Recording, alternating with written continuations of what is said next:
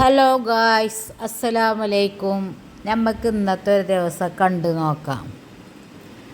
പത്തിരിയാണ് രാവിലെ ചായക്ക് കടി ഉണ്ടാക്കിയത്.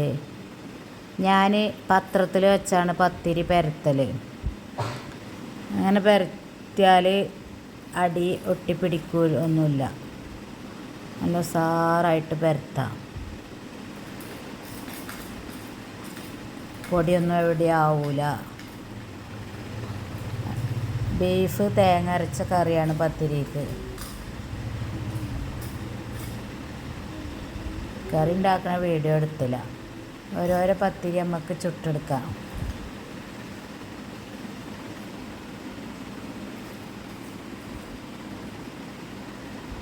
അതിൻ്റെ കൂടെ മോൾക്ക് സ്കൂൾക്ക് കൂട്ടാനുണ്ടാക്കാനൊക്കെ ഉണ്ടായിരുന്നു. അതുകൊണ്ട് അങ്ങനെ കറി എടുക്കാൻ പറ്റിയില്ല. നല്ല സോഫ്റ്റ് കുഴഞ്ഞ പത്തിരിയാണ്. ബീഫ് കറി തേങ്ങ അരച്ചതാണ്. അതും കൂട്ടി പത്തിരി കഴിക്കാം. ഞങ്ങൾ രാവിലെ ചായ കുടിക്കാറില്ല. വെള്ളമാണ് പത്തിരിക്ക്. തിളപ്പിച്ചാറ് വെള്ളമാണ് കുടിക്കാറ്. ചായ നീച്ച ഉടനെ ഒരു ഗ്ലാസ് കുടിക്കും. പിന്നെ ചായ കുടിക്കാറില്ല. ഉച്ചക്ക് ചോറ് കഴിക്കാം. ഞാൻ ചോറെടുത്തു. ബീഫ് വരട്ടിയതാണ് ചോറുക്ക് ഇന്നത്തെ കൂട്ടാൻ.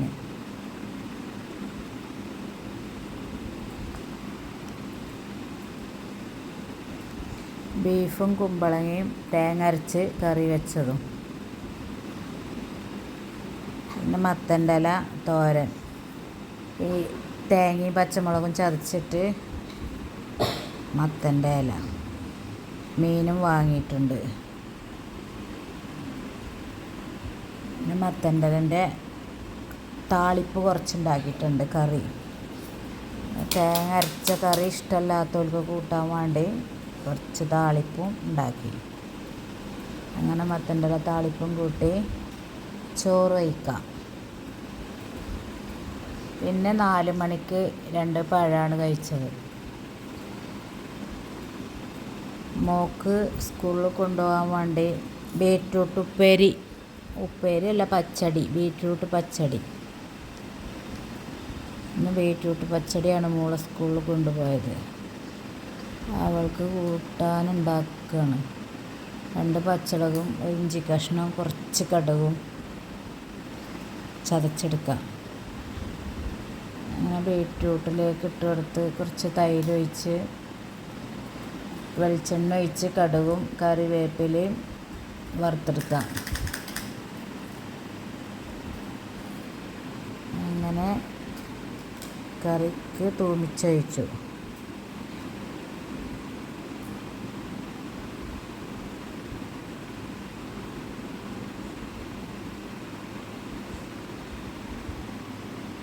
നാല് മണിക്ക് മോള് നൂഡിൽസാണ് കഴിച്ചത്. ഞാൻ ഒരു ഈത്തപ്പഴം കഴിച്ചു. 2 പഴം. രാത്രി ചോറാണ് ഞങ്ങൾ കഴിക്കാറ്. ഉച്ചക്ക് ഉണ്ടാക്കിയ കറികളും പപ്പടം കാച്ചി, പിന്നെ മുട്ട ചില്ലിയാക്കി, മുട്ട ചില്ലി.